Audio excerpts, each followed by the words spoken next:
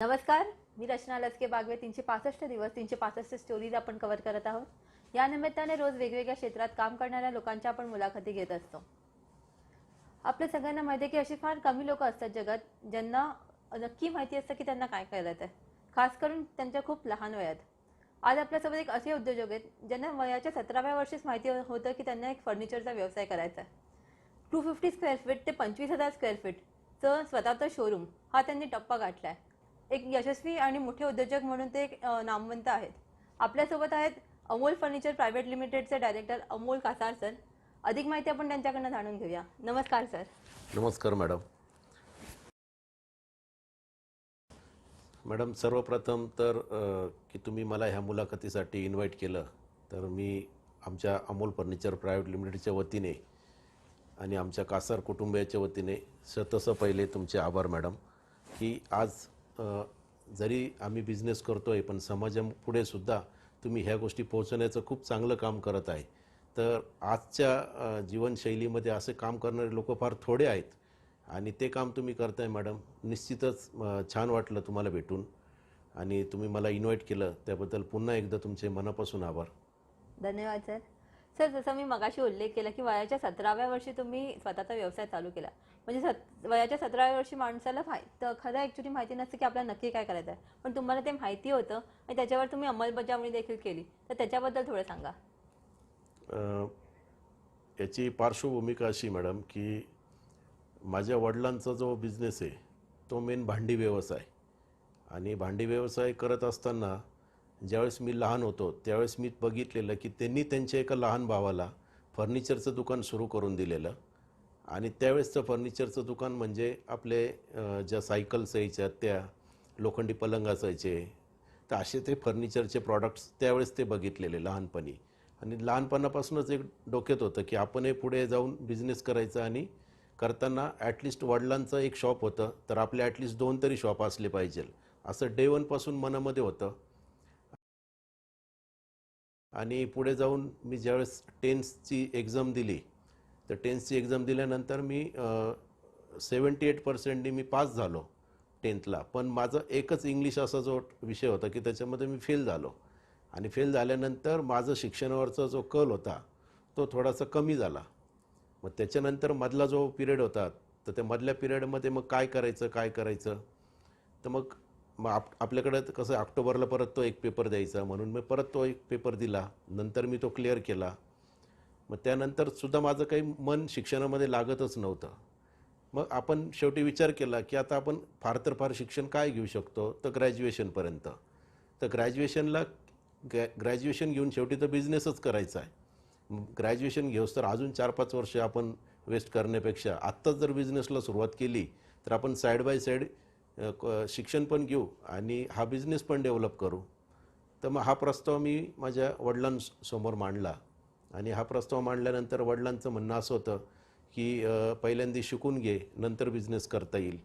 मग त्यांना सांगावं लागलं की बा आजही करायचं आहे आणि पुढच्या 4 वर्षांनी करायचं, तर मग आजच केलेलं का वाईट। मग वडिलांचं असं आलं की बा ठीक आहे तुला बिझनेस करायचा, तर कारण की वडील पण रिसेंटली बिझनेस म्हणजे आमची जॉईंट फॅमिली होती, सेपरेशन होऊन त्यांना पण 10-1 वर्षच झाले ते पण असे पूर्ण काही बिझनेसमध्ये सेट झालेले नव्हते, स्टेबल नव्हते पूर्ण। मग ते बोलले ठीक आहे तुला जर करायचं असेल तर मग एक त्यांचंच भांड्यांचं एक गोडाऊन होतं, जो शॉप होता तो 10x25चा 250 स्क्वेअर फीटचा आणि तिथे ते गोडाऊन होतं। मग मी त्यांना त्यावेळेस म्हटलं की हे गोडाऊन मला खाली करून द्या आणि हे गोडाऊन खाली केल्यानंतर मी इथे फर्निचरचा बिझनेस सुरू करतो। तर त्यांनी मला सांगितलं की बा मी तर तुला ते गोडाऊन खाली करून देतो, पण त्याच्यासाठी लागणारं जे भांडवल आहे तर माझ्याकडं काही नाही, मी तुला काही 1 रुपया देऊ शकत नाही। मग त्यावेळेस मी त्यांना सांगितलं की तुम्ही फक्त मला खाली करून द्या आणि मी मग पुढे बघतो की कशा प्रकारे तो बिझनेस सुरू करायचा, पैसे कसे उभे करायचे। मग त्यांना असं वाटलं की हा फक्त म्हणतोय बघू काय करायचं, तर त्यांनी खरोखर मला पुढच्या काही दिवसांमध्ये ते गोडाऊन खाली करून दिलं। मग ते खाली केल्यानंतर मग मी एक कसं आहे की त्यावेळेस पतसंस्था बँका म्हणजे पतसंस्था ह्या खूप मोठ्या प्रमाणात असायच्या। तर मग मी एका पतसंस्थेला ॲप्रोच झालो आणि मी त्यांना सांगितलं की बा त्यावेळेस की बा मला असं फर्निचरचा व्यवसाय सुरू करायचा आहे, तर मला लोन हवं आहे। तर मी त्यांच्याकडे गेल्यानंतर त्या बँकेचे मॅनेजर खूप स्ट्रिक्ट होते, त्यांनी 4 वेळेस माझ्याकडनं वरून खालून बघितलं की आता याचं वय 15-16चे आणि याला बिझनेस करायचा आहे. तर ते बोलले की ठीक आहे, तुला किती पाहिजे लोन? तर मी त्यांना सांगितलं की बा 1.5 लाख रुपये पाहिजे. आता ही गोष्ट आहे 1998ची. तर 1998ला 1.5 लाख रुपये म्हणजे आजची किती रुपये असतील तुम्ही विचार करा. तर त्यावेळेस त्यांनी सांगितलं की अरे तू 1.5 लाख रुपये मागतोय, तर 1.5 लाख रुपयासाठी तू काय कसं करणार हा बिझनेस? म्हटलं तुम्ही मला फक्त फंड्स द्या, मी तुम्हाला पुढच्या दिवसांमध्ये 2च वर्षामध्ये मी तुम्हाला हे लोन फेडून दाखवाल. मग असं करता करता त्यांनी काही डॉक्युमेंट सांगितले. मग बरीच दिवसांची प्रोसिजर झाली, भरपूर मेहनत घ्यावी लागली, बऱ्याच गोष्टी कराव्या लागल्या. मग त्यानंतर मोठ्या मुश्किलने त्यांनी माझं 40,000 रुपये बँक लोन सँक्शन केलं. आता माझ्यासमोर प्रश्न होता की 1.5 लाख आपण मागितले पण 40,000 दिले. मग 40,000 रुपयामध्ये सुद्धा की कसं बिझनेस सुरू करायचा हे पण एक मनामध्ये चॅलेंज होतं. पण दुसरा असा विचार केला की आता जर 40,000 ते सुरू नाही केला तर मग पुन्हा कधी सुरू करू शकणार नाही. तर मग काय करायचं? मग त्यात असं होतं की वडिलांनी जी जागा दिली तर त्या जागेला सुद्धा थोडंसं कलर काम करणं, इलेक्ट्रिसिटी, तिथं लाईटिंग प्रॉपर करणं गरजेचं होतं. कारण की ते केल्याशिवाय आपण तिथं बिझनेस कसं सुरू करणार? जे बेसिक रिक्वायरमेंट होत्या त्या तिथं करणं गरजेचं होतं. मग त्यावेळेस मी प्लॅन केला की ठीक आहे 40,000 40,000 मी ते पैसे घेतले आणि मग त्यातलं मी 10-15,000 रुपये कलर, इलेक्ट्रिसिटी असे सगळे पैसे खर्च केले आणि उरलेल्या 25,000 रुपयामध्ये त्यावेळेस आपल्या अख्ख्या महाराष्ट्रामध्ये फेमस फक्त उल्हासनगर हे एकच मार्केट होतं की फर्निचर म्हटलं की उल्हासनगर, याच्या पलीकडे काहीच माहीत नसायचं. आणि मी लहानपणी वडिलांसोबत उल्हासनगरला वगैरे गेलेलो, मी ते बघितलेलं. मग मी म्हटलं ठीक आहे आता आपण करूया सुरुवात. मग असंच त्यावेळेस दिवाळीच्या आधीचा पिरियड होता. म्हटलं आपण दिवाळीच्या आधी सुरू करू म्हणजे दिवाळीला बेनिफिट्स मिळेल आणि दिवाळी संपल्यानंतर मॅरेज सीझन पण सुरू होतो, तो पण ॲडव्हान्टेज मिळेल. असं सगळं प्लॅनिंग केलं आणि बरोबर 14 ऑक्टोबर 1998ला मी अमोल फर्निचर नावाने हा बिझनेस सुरू केला. आणि उल्हासनगरसारख्या शहरामध्ये जाऊन हे फर्निचर परचेस करणं त्यावेळेसचा एक वेगळाच अनुभव होता. माझ्या डोळ्यासमोर आजही तो प्रसंग आहे. मी त्या मार्केटमध्ये गेल्यानंतर मी असं एवढा मुलगा दिसायचो. ते तुम्हाला माहिती की तिकडची सगळ्या लोकांची पर्सनॅलिटी कशी आहे. तर त्यांना असं वाटायचं ते माझी मजाक उडवायचे की काय हा काय थोडीच काही वस्तू घेणार आहे. तर मला कोणी वस्तू म्हणजे फर्निचर दाखवतही नसायचे, रेट्स पण सांगायचे नाही. मी म्हणायचं मला होलसेल पाहिजे, मी दुकानदार आहे. कारण की सुरुवातीचा नवीन पिरियड असल्यामुळे मी काही लगेच व्हिजिटिंग कार्ड वगैरे बनवायचे असतं असं काही मला काही माहीत नव्हतं या गोष्टी. मग मी सकाळी तिथे 11 वाजता त्या मार्केटला गेलेलो, तर संध्याकाळी 5 वाजता तर मला कोणीच 1 रुपयाची पण खरेदी करू शकलो नाही. मी दिवसभर सारखं फिरत होतो तिकडे आणि तिकडे असे दुकाने एका लाईनीत की एका दुकानात आपण 2दा जायचो तरी कळत नसायचं की या दुकानात आपण जाऊन आलो की काय. तर हा सगळा प्रसंग घडत असताना शेवटी मग मी असं ठरवलं की मी पहिले गेलो की मी डायरेक्ट खिशातनं पैसे काढायचो आणि मी पहिले पैसे दाखवायचं की माझ्याकडे पैसे आहे आणि मला असं असं माल पाहिजेले. मग मी ज्यावेळेस पैसे दाखवायला लागलो तर ते पैसे दाखवल्यानंतर मग तिकडचे लोक मला अटेंड करायला सुरुवात झाली. मग असं करता करता मी रात्री 10 वाजता सगळे फर्निचरची खरेदी केली. मग तिकडे रात्री 9 वाजेनंतर तिथे ट्रान्सपोर्टर्सला आतमध्ये फर्निचर लोड करण्यासाठीची परमिशन्स मिळायच्या. मग रात्री ती गाडी लोड करून 12 वाजता मी तिकडनं निघालो आणि 12 वाजता तिथून निघाल्यानंतर की रात्री 2 वाजता पावसाचे दिवस होते त्यावेळेस. तर रात्री 2 वाजता जो मालाचा ट्रक होता तो एका चिखलामध्ये अडकला आणि तो ट्रक अडकल्यानंतर त्याचे पुढचे पूर्ण दोन्ही टायर पूर्ण खाली चिखलात होते आणि तो ट्रक काही करून बाहेर निघत नव्हता. आणि दुसऱ्या दिवशी सकाळी ओपनिंग होतं शोरूमचं आणि असं डोक्यात प्लॅन होता की मटेरियल आणल्यानंतर कुठे ठेवायचं, तर आणल्यानंतर डायरेक्ट आपल्या शॉपमध्ये ठेवू, म्हणून त्या इंटेन्शनने मी वेळेवरती खरेदीला गेलो होतो. मग हे सगळेच असं प्रसंग माझ्यासमोर आल्यानंतर मी एकदम हतबल झालो की सकाळी तर ओपनिंग आहे आणि आता कसं करायचं आणि कोणीच नाही आजूबाजूला. म्हणजे मला आजही आठवतं की त्यावेळेस उल्हासनगरवरनं आपल्या पडगा असं मध्ये जाताना आदरवाडी जेल रोड मार्गे तो एक शॉर्टकट होता आणि हे ट्रान्सपोर्टर्स जे आहेत हे शॉर्टकट्सच वापरतात जनरली, कमीत कमी डिझेल त्यांचं खर्च व्हावा. तर आता मी तर नवीन होतो, मला काहीच या गोष्टी माहीत नव्हत्या. मग मी फक्त गाडीत बसलेलो होतो आणि मग ज्यावेळेस हा प्रसंग घडला मग त्यानंतर काय करायचं पहाटेचे 4:30 वाजले आणि मला असं एक अर्धा किलोमीटरवरती एक कन्स्ट्रक्शन साईट सापडली आणि त्या कन्स्ट्रक्शन साईटवरती एक असा मोठा ट्रक उभा होता आणि तिथे असं बाहेर स्टील वगैरे पडलेलं होतं. मी तिथे 1 किलोमीटर पायी चालत गेलो आणि तिथल्या सिक्युरिटीला मी उठवलं. म्हटलं, बाबा मला असं माझं गाडी अडकली आहे, तर मला ती गाडी तुम्ही अशी टोचन करून बाहेर काढून द्यायला मदत करा. मग त्यांनी असं पाहिलं, एवढा एवढा पोरगा असा ऑड टाईम, मला त्यांनी पैसे पण खूप सांगितले. मग 1 तास त्याच्याशी मी ते सगळं की नाही बा एवढे पैसे नाही, तेवढे पैसे नाही, असं करत कुठंतरी सेटल केलं. मग तिथून ते बिल्डिंग मटेरियलचं जे स्टील असतं ते घेतलं, त्या ट्रकला लावलं, मग आणला तो ट्रक, मग तो ट्रक हा बाहेर काढला आणि हे सगळं करून कसं कसं बाहेर निघालो. तर सकाळचे 5:30 वाजले होते. मग त्यावेळेस उजेडलं होतं, तर पाहिलं तर कुठं, अरे आत्ता आपण इथेच आहे आणि आपलं तर ओपनिंग आहे दुपारी 12 वाजेचं. मग त्यावेळेस लगेच त्या ट्रक ड्रायव्हरला सांगितलं की आत्ताच्या आत्ता पटकन आपल्याला निघायचं, कुठेही न थांबता.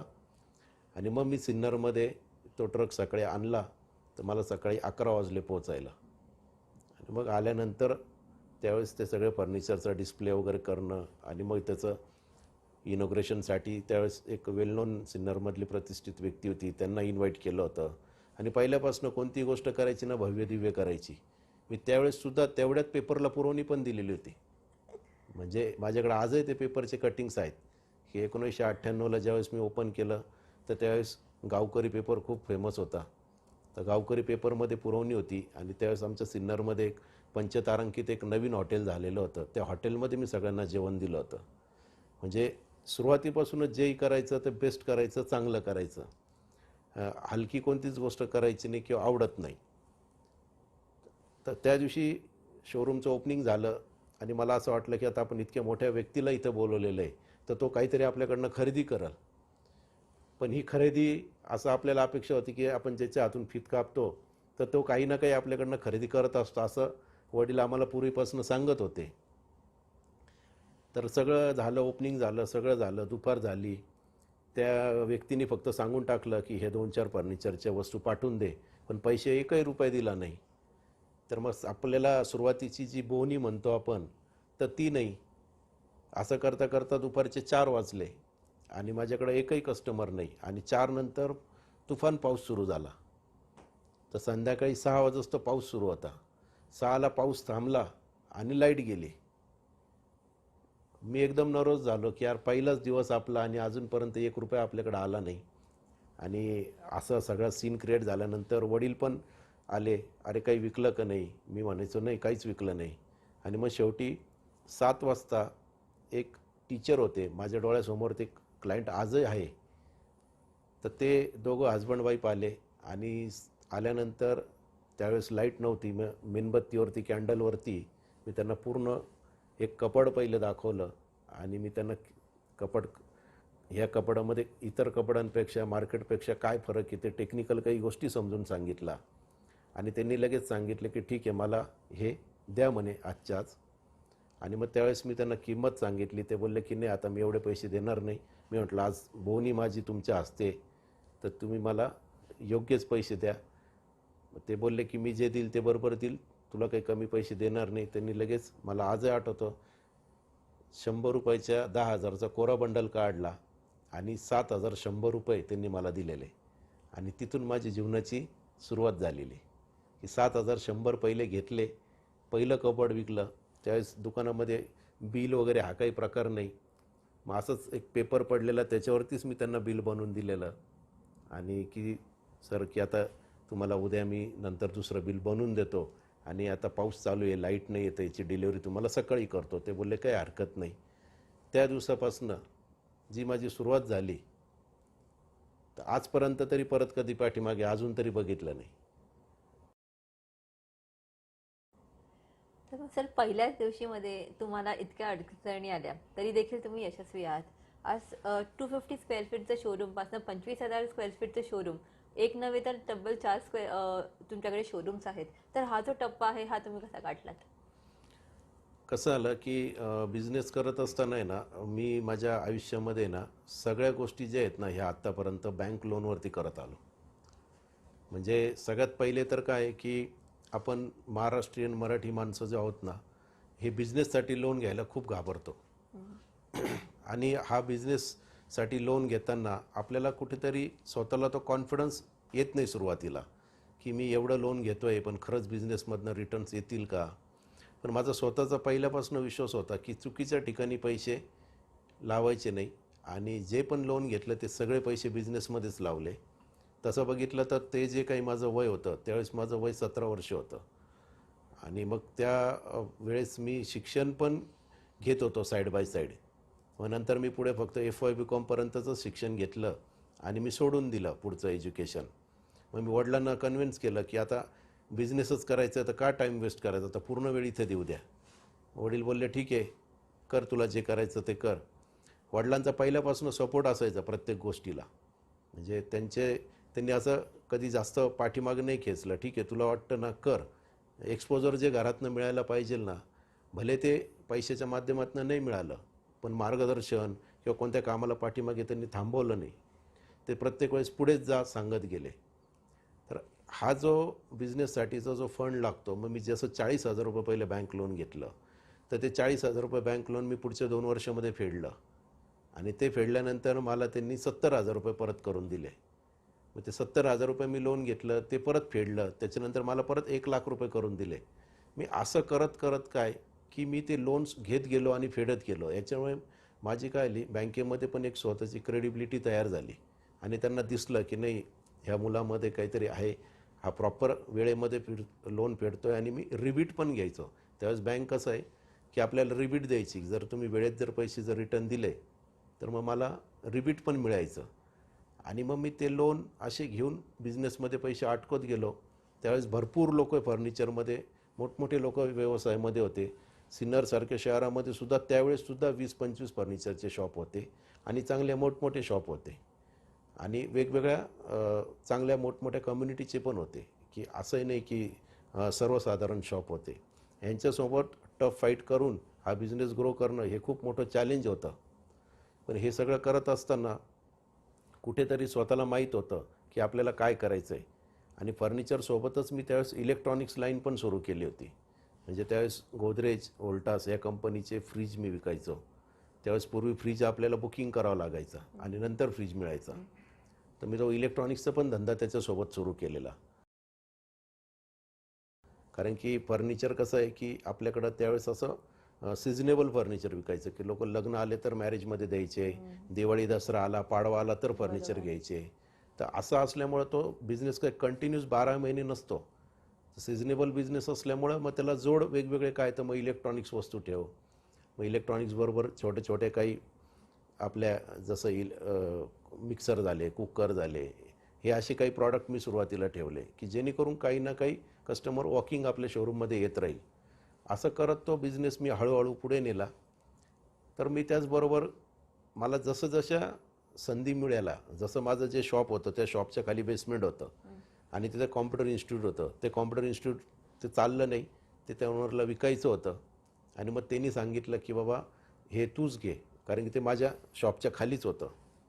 तर त्यावेळेस काय आलं की त्यांनी बरेच कस्टमर बघितले पण त्याला काय कोणी कस्टमर मिळाना आणि त्याला आपलं शॉप ज्या एरियात होतं त्या एरियातल्या लोकांनी सांगितलं घेईल तर फक्त हीच एक व्यक्ती घेऊ शकते, कारण की ते त्यालाच फायद्याचं आहे. मग ते माझ्याकडे आले. माझ्याकडे आल्यानंतर मला त्यांनी प्रपोजल दिलं. मला आजही आठवतं की असं दुपारच्या 4 वाजेची वेळ होती आणि ते माझ्याकडे आले, बसले आणि माझ्याशी डिस्कशन चालू होतं आणि डिस्कशन संपल्यानंतर पुढच्या 1 तासाने वडील माझे तिथे आले आणि मला विचारलं काय चाललं आहे. तुम्ही सांगितलं की यांची अशी अशी जागा आहे खाली आणि ही विकायची. तर त्यावेळेस पण बघा योग कसे की त्यावेळेस पण 5 वाजता लाईट गेलेली आणि त्यावेळेस पण ते बोलले की आता ही जागा दाखवा म्हणून परत आम्ही मेणबत्तीवरतीच ते खालचं बेसमेंट बघायला गेलो. आम्ही ते बघितलं आणि लगेच आम्ही तिथे बसून वडिलांनी आणि आम्ही लगेच त्या जागेचा व्यवहार केला. तर व्यवहार तर केला पण जे मी 40,000 लोन घेतलं, 70,000 घेतलं, 1,00,000 घेतलं, तर त्यावेळेस मी ते पहिलं बेसमेंट जे विकत घेतलं होतं ते 1,21,000 रुपयाला. तर ती 1,21,000 रुपये रक्कम खूप मोठी होती, कारण की ते पैसे त्यांना पण द्यायचे आणि बिझनेससाठी पण पैसे ठेवले पाहिजे. मग त्यांना सांगितलं की मी तुम्हाला ही रक्कम देईल पण मला थोडंसं काही दिवसांचा पिरियड द्या, पण मी तुम्हाला पूर्ण पैसे दिल्यानंतरच तुमच्याकडनं खरेदी घेईल, पण मला जागेचा ताबा आधी द्या. असं मी करून त्यांनी पण त्यावेळेस बघितलं की इतक्या दिवसापासून जागा विकत नाही आहे, तर चला आपणही काय हरकत नाही म्हणून त्यांनी पण मला ती दिली तेवढी एक सुविधा फॅसिलिटी. त्यावेळेस त्यांनी माझ्यावर थोडा ट्रस्ट ठेवला.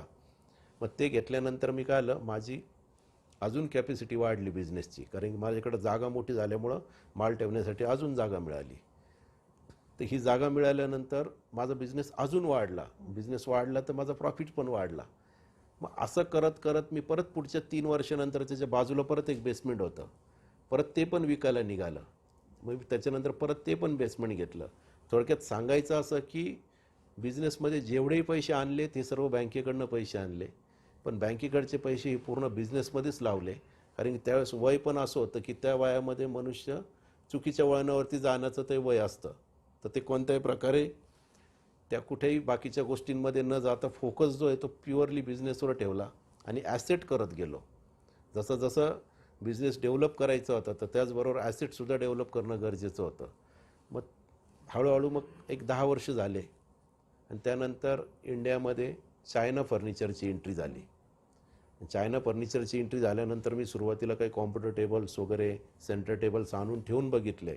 ते खूप फास्ट विकायला लागले. माझा कॉन्फिडन्स वाढला, माझी आवड आणखीन त्याच्यात निर्माण झाली.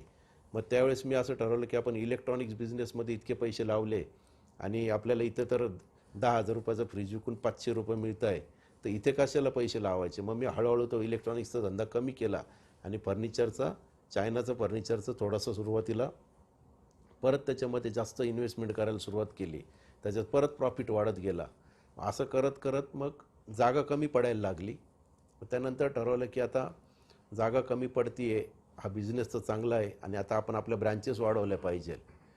मग मी त्याच्यानंतर एक जागा गोडाऊनसाठी म्हणून बघायला गेलेलो, पण ती नंतर असं बघितलं की इथं गोडाऊन न करता इथे शोरूमच करू आणि डायरेक्ट तिथे शोरूम सुरू केलं. म्हणजे आश्चर्य वाटेल की तीसुद्धा जागा जी बघितली तर ती जागासुद्धा कोंबडीचं पोल्ट्री फार्म होतं आणि कोंबडीचं पोल्ट्री फार्म ते बंद पडलेलं होतं आणि त्या ओनरला आजूबाजूचे लोक तो स्मेल यायचं म्हणून म्हणत होते की हे तुम्ही चालू नका करू. मग तर त्यांनी ती शेड केलेली होती कोंबडीची पोल्ट्री फार्मची. तर त्यावेळेससुद्धा मी कोंबडीच्या पोल्ट्री फार्मला शोरूममध्ये कसं कन्वर्ट करायचं हे पण करून दाखवलेलं. त्यानंतर माझ्याकडे शेतीचे वेगवेगळे शेतकरी मला येऊन भेटले की आमच्याकडे पण पोल्ट्री फार्म आहे, आमच्याकडे पण अशा जागा आहे, तर तुम्ही आमच्या इथे असं काही करू शकता का. माझ्याकडे भरपूर लोक यायचे आणि ते नाव देऊन जायचे की बाबा आमच्या ह्या गावाला अशी अशी शेड आहे, तर तुम्हाला काही करता येईल का बघा. म्हणजे त्यावेळेस काय आलं की तो पण मी एक नवीन कॉन्सेप्ट जो म्हणतो की बा पोल्ट्री फार्मसारख्या जागेमध्ये एका शेडमध्ये सुद्धा फर्निचरचा शोरूम होऊ शकतो, हे पण एक थोडंसं समाजाला त्यावेळेस दाखवून दिलं. आणि मग ते 15,000 स्क्वेअर फीटचं शोरूम असल्यामुळं तिथून तर पुढे मग बघायचंच नाही. म्हणजे ज्या पद्धतीने बिझनेस ग्रो करत गेलो, मग त्यानंतर मग मी परत एक कस्टमाइज फर्निचरचं शोरूम सुरू केलं. मग तिथं पूर्ण मॉड्युलर फर्निचर. मग त्यानंतर एक ऑफिस फर्निचरचं शोरूम केलं, तिथं फक्त ओनली ऑफिस फर्निचर. तर मॅडम आज आपण आपले सध्या आता 4 शोरूम आहेत. त्यातलं एक होम फर्निचरचं आहे, एक ऑफिस फर्निचरचं आहे, एक मॉड्युलर कस्टमाइज फर्निचरचं आहे आणि एक वडिलांचं जे आहेत, वडील आणि मोठे भाऊ ते दोघंजणं अमोल ट्रेडिंग कंपनी नावाने ते जो बिझनेस आहे ते बघता. असे आत्ता आपले रिसेंटली सध्या 4 शोरूम आहेत.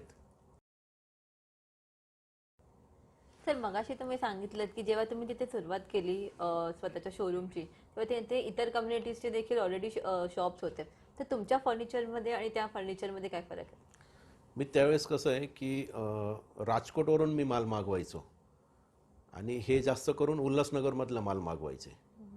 मग त्यावेळेस कसं होतं की मी राजकोट आणि उल्हासनगरच्या मालामध्ये काय फरक आहे तो मी स्वतः मेजरमेंटचा टेप घेऊन सर्वांना प्रॉपरली मी समजून सांगायचं की ह्या प्रॉडक्टमध्ये काय फरक आहे आणि ते सगळं त्यांना त्यावेळेस पटायचं. आणि त्यावेळेस माझं तरुण वय आणि एकदम असा मुलगा असल्यामुळं काय व्हायचं, मला त्याचा पण एक फायदा व्हायचा की लोकांना असं वाटायचं की नाही हा पोरगा फसवणार नाही, तर तो पण मला ॲडव्हान्टेज मिळायचा. त्याच्यामुळे माझ्यावरती पटकनी कोणी पण ट्रस्ट ठेवायचं. मग असं करत करत क्वालिटीमध्ये कोणीच फाईट करू शकलं नाही. आणि जसं जसं नवीन यायचं मी ते प्रत्येक गोष्ट नवीन आणायचो. आणि हे जे जुने जे लोक होते ते त्यावेळेस ते नवीन गोष्टी आणायला खूप घाबरत होते की ते विचार करायचे की हे विकल का नाही, पण मी नवीन काही मिळालं की पहिले नवीन आणायचो आणि ते कोणाकडं मार्केटमध्ये नसायचं. त्याच्यामुळे मला रेटसुद्धा माझ्या मनाप्रमाणे जो पाहिजे तो मिळायचा आणि माझा मालही फास्ट विकायचा. मगासपासून तुमच्या वडिलांचा उल्लेख केलात की मला वडिलांनी सपोर्ट केला, तर या सगळ्या तुमच्या प्रोग्रेसमध्ये तुमच्या फॅमिलीने आणि तुमच्या फ्रेंड्सने तुम्हाला कसं सपोर्ट केला? याच्यामध्ये फॅमिलीचं सपोर्ट म्हणणार तर काय, आम्ही आई वडील आणि दोघं भाऊ, आम्ही 4च जणं.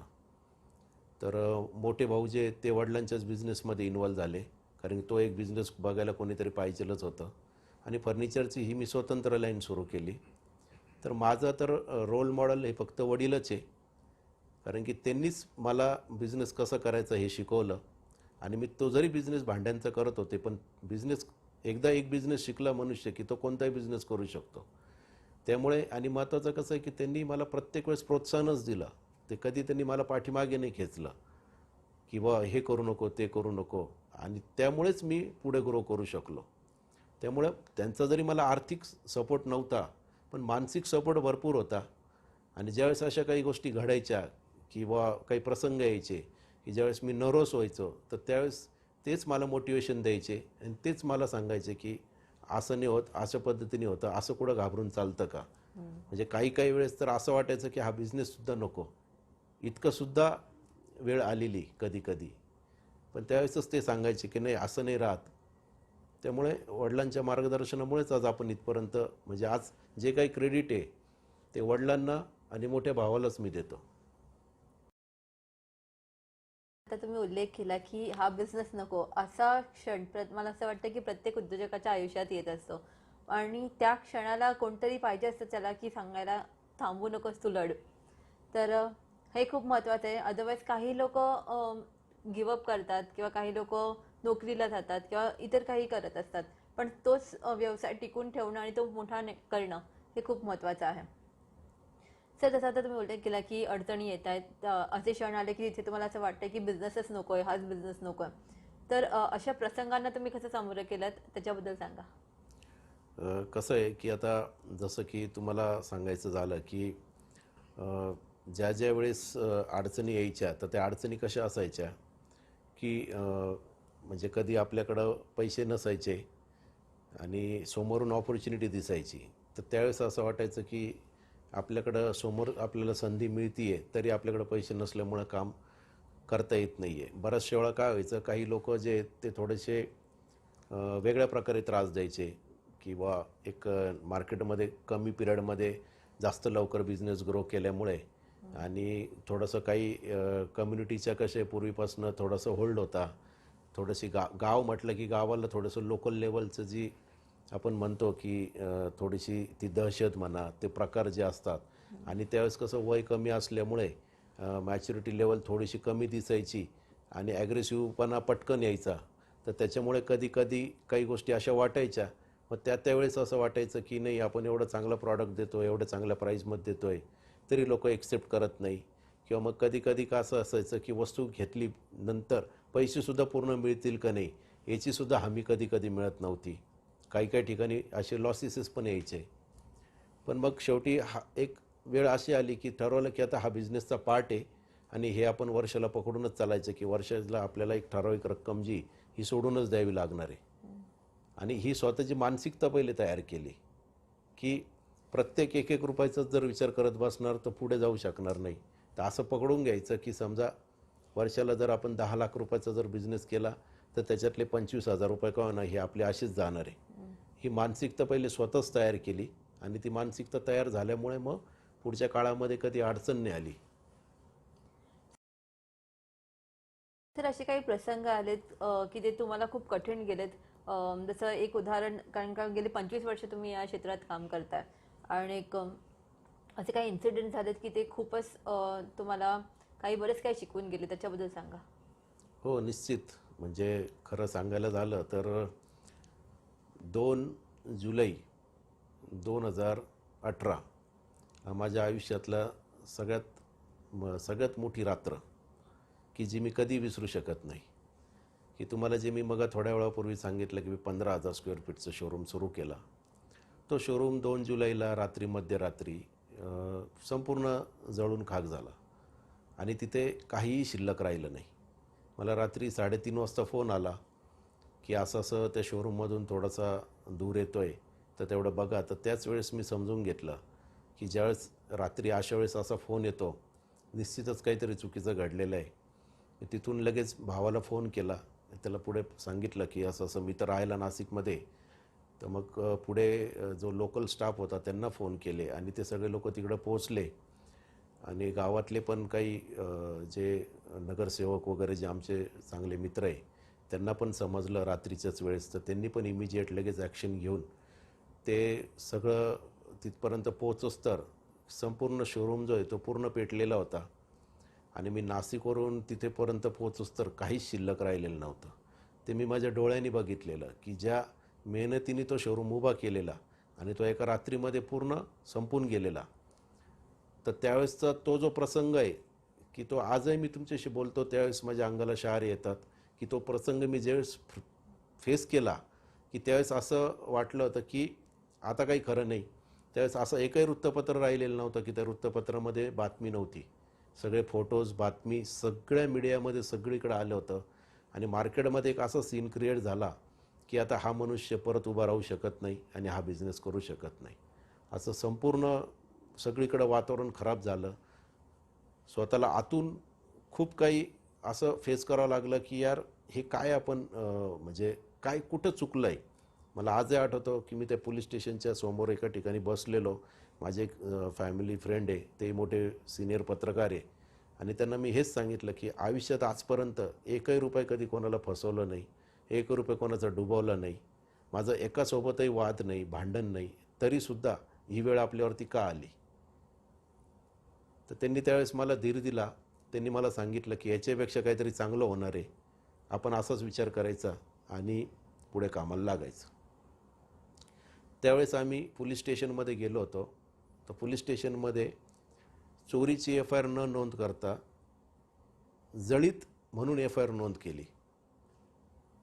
आणि मी त्याच्यावरती जास्त खरं तर लक्षच दिलं नाही, कारण की पुढे काय करायचं म्हटलं याच्याच पाठीमागे लागत बसलो की कोणी जळलं, खरंच जाळलं आहे का खरंच जळालं आहे का काही शॉर्ट सर्किटचा प्रश्नच नाही, कारण की सगळे लाईट्सचे मीटर्स वगैरे हे बाहेर होते शोरूमच्या.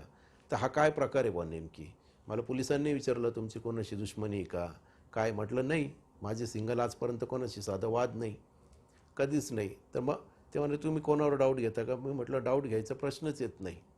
तर ह्या सगळ्या गोष्टींमध्ये मी ठरवलं की वेस्ट ऑफ टाईम आहे आणि याच्यात टाईम वेस्ट करून काही अर्थ नाही. मी त्या दिवसापासून आल्यानंतर लगेच माझ्या असिस्टंटला सांगितलं की पहिले जेवढ्या कंपनीचे आउटस्टँडिंग आहे त्या सगळ्यांना फोन करून सांग की आपलं शोरूम जळालं आहे आणि तुम्ही तुमचे सगळे अकाउंट्स पाठवा आणि तुमचे पैसे घेऊन जा. मग त्यावेळेस असं सांगितल्यानंतर माझा मॅनेजरही मला म्हटला की सर आपल्याकडे तर तेवढे फंड्स नाही आहे आणि तुम्ही तर मला फोन करायला सांगताय. म्हटलं तू सगळ्यांना फोन करून दे, पैसे कसे उभे करायचे ते मी बघतो. मग त्या पिरियडमध्ये मी सर्वांना इन्फॉर्म केलं. सगळे लोक आलेत, सगळ्यांनी वस्तुस्थिती बघितली. त्यातल्या 90% लोकांनी कोणीच पैसे माझ्याकडनं घेतले नाही. म्हणजे सगळ्यांनी सांगितलं की तुम्हाला आता पुढचा बिझनेस सुरू करण्यासाठी किती माल पाहिजे तो सांगा, आम्ही पाठवायला तयार आहे, आपण 2 वर्षानंतर बघू काय ते. तर हे जे मार्केटमध्ये मी जे कमवलेले जे गुडविल होतं, तर ह्या गुडविलमुळे मला पुन्हा उभं राहता आलं. आणि मी स्वतःहून ज्यावेळेस समोर सांगितलं की बा माझी अशी नुकसान झाली आहे, तुमचे पैसे येऊन घेऊन जा, तर ते बाहेरून समजण्याच्या आधी मी स्वतः अप्रोच झाल्यामुळे माझी विश्वासार्हता अजून वाढली माझ्या बिझनेसमध्ये. आणि मग त्यावेळेस मी माझ्या मिसेसचे काही दागिने, मग माझ्या काही मित्रांनी मदत केलेली, काही भावांनी, वडिलांनी असे काही फंड्स दिलेले. मग ते शोरूम जे आहेत ते पुढचे काही महिने लागले त्याला उभं करायला. पण मग तोपर्यंत काय करायचं. तर मी 40व्या दिवशी त्याच शहरामध्ये पुन्हा 5,500 स्क्वेअर फीटचं शोरूम सुरू केलं तिथेच. तर ज्यावेळेस मी 40व्या दिवशी शोरूम ओपन केलं तर त्याच वेळेस पुन्हा माझ्याकडे लोक आले की अरे 40च दिवस, आजचा 40वाच दिवस आहे म्हणे ही घटना घडून, आणि तू आता नवीन ब्रँच सुरू केली आहे, हे कसं शक्य आहे. कारण की एकदा की एका बिझनेसमध्ये लॉस घेतला की मराठी माणूस, महाराष्ट्रीयन माणूस तरी पुन्हा तो बिझनेस करेल का नाही याची हमी नसती. तू तर ब्रँच नवीन कशी सुरू केली. आणि विशेष सांगतो तुम्हाला की ज्या दिवशी रात्री ही घटना घडली त्या दिवशी सकाळी तिथे 11 वाजता मी तिथे बॅनर लावलेला होता की तुम्हाला पुढचं फर्निचर किती दिवसात कुठे मिळेल. आणि ज्या लोकांचे ॲडव्हान्सेस माझ्याकडे आलेले होते, विशेष म्हणजे त्याच दिवशी सकाळी एक मॅरेज होतं आणि त्यांना मला पूर्ण फर्निचर द्यायचं होतं. मी त्यांना ते आले आणि आल्यानंतर त्यांनी सगळं बघितल्यावर त्यांना फुल टेन्शन आलं. कोणत्याही मुलीच्या वडिलांना टेन्शन येईलच की बा माझ्या मुलीचा माझा संसार जो द्यायचा आहे, आजचं लग्न आहे आणि हे तर दुकान असं असं जळालं आहे. तर मी त्यांना कमिटमेंट केली की तुम्ही काळजी करू नका, तुम्हाला पूर्ण जे तुम्ही सिलेक्ट केलं होतं त्याच गोष्टी तुम्हाला तुमच्या लग्नाच्या वेळेमध्ये तिथे हजर असतील, बाकी काहीच नको. तर त्यांना पण असं आश्चर्य वाटलं की इथं तर काही नाही आहे, हा माणूस कसं सांगतोय. तर त्याच दिवशी त्याच तारखेला त्याच वेळेमध्ये मी त्यांना पूर्ण फर्निचरचं सेटअप पुन्हा लावून दिला तिथे, एकही रुपये न घेता. म्हटलं आपण नंतर बघू तुमचा ॲडव्हान्स किती, कारण काहीच राहिलं नव्हतं. रेकॉर्ड सगळं जळून गेलं होतं. म्हणजे कॉम्प्युटरची फक्त हार्ड डिस्क मिळाली आम्हाला, बाकी काहीच नाही. तर ही जी मार्केटमध्ये विश्वासार्हता जी आपण कमवली, तर त्या विश्वासार्हतेमुळे काय होतं की आज अमोल फर्निचर म्हणजे फक्त सिन्नर नाशिक नाही, तर आज आपण 2-3 राज्यांमध्ये काम करतो आहे. तर ह्याच गोष्टीमुळे ते शक्य होऊ शकलं. सर, जसं तुम्ही मगाशी म्हणालात की हा प्रसंग सांगताना तुमच्या अंगावर आज काटा येतो, आज देखील काटा येतो. तसंच तुम्ही बोलत असताना माझ्या अंगावर देखील तो काटा आला. आणि पण ह्या सगळ्या प्रसंगातून तुम्ही नक्की काय शिकलात? मॅडम आता मी जे काही फेस केलं ना आत्तापर्यंत, आता मला 25 वर्ष झाले या व्यवसायामध्ये. आता माझं वय 42 आहे. मी 17व्या वर्षी बिझनेस सुरू केलेला. आता आयुष्यामध्ये कधीच मागं पाहू शकत नाही. आणि कोणताही बिझनेसमॅन जर बिझनेस करत असेल, तो जर माझ्यापर्यंत पोहोचला, तर ज्या चुका माझ्या हातून घडल्या त्या तरी मी नवीन उद्योजकांना सांगेल की तुम्ही तरी त्या चुका करू नका. मग त्याच्यामध्ये सांगायचं झालं की माझं जसंही शोरूम जळालं, तर माझं शोरूम जळाल्यानंतर माझा इन्शुरन्स नव्हता. का इन्शुरन्स नव्हता की कधी मला असं वाटलंच नव्हतं की फर्निचर शोरूम इतक्या मोठ्या प्रमाणामध्ये जळू शकतो. चोरी तर होणार नाही हे माहीत होतं आणि जळण्यासाठी शॉर्ट सर्किट न हो म्हणून मी इलेक्ट्रिकचे सगळे मेन कनेक्शन शोरूमच्या बाहेर ठेवलेले होते, मीटर वगैरे जे आपण म्हणतो. तर आता मी प्रत्येक गोष्ट ही प्रोटेक्शन केलेली आहे. म्हणजे आता शोरूम माझे सगळे इन्शुरन्स कवर आहे. माझ्या सगळ्या स्टाफला इन्शुरन्समध्ये कवर केलेलं आहे. माझा स्वतःचा मोठा इन्शुरन्स करून ठेवलेला आहे. माझ्या फॅमिलीचा मोठा इन्शुरन्स करून ठेवलेला आहे. म्हणजे सिक्युरिटी जी म्हणतो ती आता सगळ्या बाजूनी करून ठेवलेली आहे. आणि त्यानंतर एकच शिकलो की बिझनेस किती वाढवायचा त्याच्यापेक्षा बिझनेसमध्ये पहिले सिक्युरिटी तयार करणं महत्त्वाची आहे. आपण फक्त बिझनेसच्या मागे पळत राहतो, धंदा करायचा, पण आपल्याला बाकीच्या गोष्टी पाठीमागे राहून जातात. आणि मग असे काही जर सेटबॅक आले की परत तो बिझनेस पूर्ण लॉस होतो. तसंच त्याच्यामध्ये जसं की आताच कोविड आला आणि कोविड आल्यानंतरसुद्धा सगळे बिझनेसेस ड्रॉप झाले. त्यातल्या त्यात फर्निचर हा एक असा सेगमेंट आहे, हा लक्झरी सेगमेंट आहे आणि हा नेसेसरीमध्ये येत नाही. म्हणजे आजच्या आज घेतलं पाहिजे असं नाही आहे. आणि अशा सेगमेंटमध्ये आपण काम करत असताना जर असा काही जर टाईम आला तर मग स्वतःचा बिझनेस कसा सर्व्हाइव्ह करायचा हे खूप चांगल्या प्रकारे आता मला माहीत झालेलं आहे. सर, आता आपल्या कंपनीचे फ्युचर गोल्स काय आहेत? आता आपल्याकडं अमोल फर्निचर ही प्रायव्हेट लिमिटेड कंपनी झाली. पूर्वी अमोल फर्निचर होती. आणि पुढच्या आता सध्या मी महाराष्ट्र, कर्नाटक आणि गुजरात अशा 3 राज्यांमध्ये काम करतो आहे. पुढचा गोल असा आहे की फर्निचर हे आजकाल सगळेजण इम्पोर्ट करतात, पण आपल्याला अमोल फर्निचर या ब्रँडखाली आता फर्निचर एक्सपोर्ट करायचं आहे. आणि तेही स्वतः न मॅन्युफॅक्चरिंग करून एक्सपोर्ट करायचं आहे. कारण की बऱ्याचशा वेळा असं वाटतं की प्रत्येक गोष्ट आपण स्वतः बनवली पाहिजे आणि मगच आपण देऊ शकतो. हा पण एक सगळ्या बिझनेसमॅनच्या डोक्यात तो भ्रम म्हणा किंवा तो विचार म्हणा आहे. तर तो कुठेतरी मला बदलायचा आहे की तुम्ही स्वतः प्रत्येक गोष्टी केल्या तरच तुम्ही करू शकता असं नाही आहे. तुम्ही मात्र ठरवलं पाहिजे की ही गोष्ट करायची, ती बरोबर होती. तर पुढच्या काही वर्षांमध्ये बघूया, लवकर चांगली संधी आली तर अमोल फर्निचर हा आजही रजिस्टर ब्रँड आहे. आजही गव्हर्नमेंट सेक्टरमध्ये इंडियन रेल्वेमध्ये आम्ही काम करतो आहे. इंडियन सिक्युरिटी प्रेसमध्ये काम करतो आहे, बऱ्याचशा ग्लेनमार्कसारख्या मोठमोठ्या कॉर्पोरेटमध्ये काम करतो आहे. फर्निचरमधले एवढे सगळे काही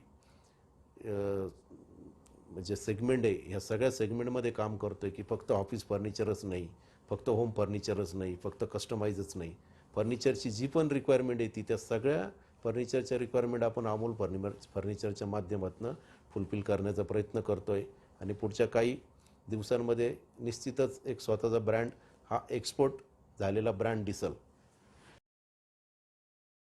सर आता आयकिया किंवा फर्निचरवाला असे इंटरनॅशनल ब्रँड्स आपल्याकडे आलेले आहेत आणि हल्ली लोक जे फर्निचर आहेत पहिले कसं दुकानात जाऊन फर्निचर्स घ्यायचे किंवा शोरूम्समध्ये जाऊन फर्निचर बाय करायचं आहे. हल्ली जी तरुण पिढी आहे ती ऑनलाईन मागवते आणि मग स्वतःच काहीतरी DIY करून ते मॅन्युफॅक्चर करतात ते. तर ह्या कंपनीचा तुमच्या बिझनेसवर काही परिणाम झाला आहे का? खास करून तुमच्या माहितीसाठी सांगतो की आता 2023 संपत आलेलं आहे आणि मी चायनाला 2013लाच जाऊन आलेलो. म्हणजे आमच्या फर्निचरमध्ये जसं पूर्वी उल्हासनगर हे एकच नाव होतं, शेवटचं टोक म्हणायचो आपण, तसं आता फर्निचर इंडस्ट्रीजमध्ये फर्निचर म्हटलं की चायना सगळ्यांच्या समोर येतं. इतर देश पण आहेत पण त्यातल्या त्यात जास्तीत जास्त चायनाच. आता आयकिया जरी सारखा ब्रँड आला किंवा तुम्ही फर्निचरवाला जो काही ऑनलाईन साईट सांगितली, ह्यांचा कस्टमर बेस वेगळा आहे आणि हे लोक ज्या पद्धतीने काम करताय, इंडियन कल्चर वेगळं आहे. सुरुवातीला ज्यावेळेस पहिला आयकियाचा मॉल हैदराबादमध्ये आला त्यावेळेसच आमच्या इंडस्ट्रीजमध्ये सगळ्यांना असं वाटलं होतं की आता आपलं काही खरं नाही. पण झालं असं की इंडियन लोकांची वस्तू वापरण्याची पद्धत वेगळी आहे आणि फॉरेन कंट्रीजमध्ये फर्निचर वापरण्याची पद्धत फार वेगळी आहे. होतं काय आहे की हे बाहेरचे जे ब्रँड्स आहे ना, हे तिकडचेच प्रॉडक्ट्स इकडे फक्त आणतात ते आणि डिस्प्ले करताय. पण इकडचे लोक कसे आपले की त्यांना प्रत्येक गोष्ट जी त्याची ड्युरेबिलिटी पाहिजे असते. आपल्याकडे असं आहे की घरातही बऱ्याच वेळा म्हणतो की बघा हे याला 40 वर्ष आले, याला 20 वर्ष आले, हे तुझ्या आजोबाच्या हातचं आहे, असं आपण आपल्या घरामध्ये बऱ्याच वेळा काही जुन्या वस्तूंना म्हणतो. आपल्या इंडियन लोकांची ती मेंटॅलिटी अशी की वस्तू मजबूत पाहिजे आणि स्वस्त पण पाहिजे असते. आता इम्पोर्ट्समध्ये काय होतं की फिनिशिंग खूप छान येते पण त्याला तेवढी मजबूती येत नाही आणि तेवढी मजबूती न आल्यामुळे काय होतं की आपले लोक अजून त्याला एक्सेप्ट नाही करत. आता त्याला कोण एक्सेप्ट करतं की जे रेंटल घर घेऊन राहतात ते किंवा जे ओनर आहे की त्यांनी रेंटलनी त्यांना फ्लॅट द्यायचा आहे आणि विथ फर्निश द्यायचा आहे, मग त्यांना काय फरक पडत नाही कारण स्वतःला यूज नाही करायचं आहे, फक्त फॅसिलिटी म्हणून द्यायचं आहे. अशाच ठिकाणी ते फर्निचर लागलं जातं. पर्सनली स्वतःला स्वतःसाठी घ्यायचं असेल तर प्रत्येक मनुष्य हा इंडियन फर्निचरलाच रिकमेंड करतो. त्यामुळे जरी असं भरपूर आयकियासारखे अदर ब्रँड जरी आले तर इंडियामध्ये सुद्धा बिझनेस करणं फर्निचर इंडस्ट्रीजमध्ये इतकं सोपं नाही आहे. आणि तुम्हाला अजून एक गोष्ट सांगतो की तुम्ही जर बघणार जेवढे पण वेगवेगळे मॉल्स झालेत, या सगळ्या मॉल्समध्ये फर्निचरचे सुरुवातीला तुम्ही बघा डिस्प्ले होते, आता तुम्हाला फर्निचरचे डिस्प्ले बऱ्याचशा मॉलमध्ये दिसणार नाही. कारण की फर्निचर हा एक सेगमेंट आहे, हा मॉलमध्ये तेवढा सक्सेस नाही आहे. का तर फर्निचर घेताना पहिल्यांदा त्याला त्याच्या डायमेन्शनप्रमाणे त्याच्या घराप्रमाणे सगळं प्लॅनिंग करून द्यावं लागतं. त्याच्यानंतर आफ्टर सेल सर्व्हिस पण असती. या सगळ्या गोष्टी ज्या आहेत हे मेक इन इंडियामध्येच होऊ शकतात, हे इम्पोर्टमध्ये नाही होऊ शकत. इम्पोर्टमध्ये कोणतं होऊ शकतं की तुम्ही एखादा प्रोजेक्ट्स आहे, आता जसं की आम्ही काही आर्किटेक्ट्स आहे, काही क्लायंट आहे की ते मोठं त्यांना समजा 50 लाखाचं फर्निचर घ्यायचं की त्यांना घेऊन डायरेक्ट चायनाला जाऊन तसे प्रोजेक्ट्स करतो, पण ते प्रॉडक्ट वेगळे असतात, ते ते फर्निचर वेगळं असतं. आता रिसेंटली आम्ही एका ठिकाणी करतो एका रिसॉर्टवर काम, तर त्याच्यामध्ये फक्त आम्ही आउटडोअरचं फर्निचर आहे हेच 30 लाख रुपयाचं देतो आहे. कारण तो आउटडोअर फर्निचर आहे त्याचा वेगळा आहे तो सेगमेंट, तो सेगमेंट ह्या सेगमेंटसोबत मॅच नाही होऊ शकत. हे फर्निचर खूप वास्ट फील्ड आहे, त्यामुळं प्रॉडक्ट कसं आहे त्याच्यावरती डिफाईन करतं. म्हणून बाहेरचे फर्निचर आल्याने इंडियन फर्निचरला काही फरक होईल का, तर काही प्रमाणात होईल, पण तो बिझनेसचा पार्ट आहे, त्याच्याने काही असं फार मोठा फरक पडेल असं काही नाही आहे. सर तुम्ही खूप लहान वयात तुमचा व्यवसाय चालू केला आणि खूप तरुण वयामध्ये तुम्ही यशस्वी झालात आणि खूप छोट्या टाईम फ्रेममध्ये. तर तुम्ही जी तरुण पिढी आहे जी व्यवसाय करू इच्छिते किंवा जे ऑलरेडी व्यवसायात आहेत त्या लोकांना काय मार्गदर्शन कराल? कसं आहे सगळ्यात पहिले म्हणजे हल्लीची जी तरुण पिढी ना, यांना खूप फास्ट पटकन श्रीमंत व्हायचं आहे. आणि मी जे आता बघतोय ना, की पेशन्स आहे ना हल्लीच्या तरुण पिढीमध्ये नाहीच आहे, खूप कमी आहे. आणि तुम्हाला जर बिझनेसमध्ये यायचं असेल ना, तर पहिले तुमच्यामध्ये ना स्वतःमध्ये डिसिजन मेकिंग पॉवर असणं गरजेची. तुम्हाला निर्णय घेता आले पाहिजे त्या वेळेस. बऱ्याचशा वेळाच काय होतं, की विचार करण्यातच आपण फार वेळ वाया घालवतो. आणि कोणत्या गोष्टीसाठी किती विचार करायचा याला पण ठरलेली एक वेळ असतो, की कोणत्या गोष्टीसाठी. याचा अर्थ मी तुम्हाला असं म्हणणार नाही की कोणता डिसिजन मनात आला म्हणजे लगेच घ्या. पण तो विषय कसा आहे, तो डिसिजन किती छोटा आहे, तो डिसिजन किती मोठा आहे, त्याच्याने काय होणार आहे, हा विचार करून इमिजिएट तुम्हाला डिसिजन बिझनेसमध्ये घेता आले पाहिजे. तुम्ही जर एखादा डिसिजन घ्यायला खूप वेळ लावला तर तुमच्या सगळ्या संधी या निघून जातात. त्यामुळं उद्योजकांना बिझनेसमध्ये यायचं असेल, तरुण पिढीला जर बिझनेसमध्ये यायचं असेल, तर तरुण पिढीने पहिले निर्णय घेण्याची क्षमता ही डेव्हलप केली पाहिजे. निर्णय घेण्याची क्षमता, मग तो निर्णय चुकीचा जरी ठरला तरी हरकत नाही, पण त्यांनी निर्णय घेता आले पाहिजे त्यांना. धन्यवाद सर, तुम्ही खरंच एक इन्स्पिरेशन आहात प्रत्येक उद्योजकासाठी. आणि तुमची स्टोरी खरंच खूप इन्स्पिरेशनल आहे. तसंच तुम्ही वेळात वेळ काढून 365 दिवस 365 स्टोरीज या माझ्या सिरीजमध्ये सहभाग घेतल्याबद्दल खूप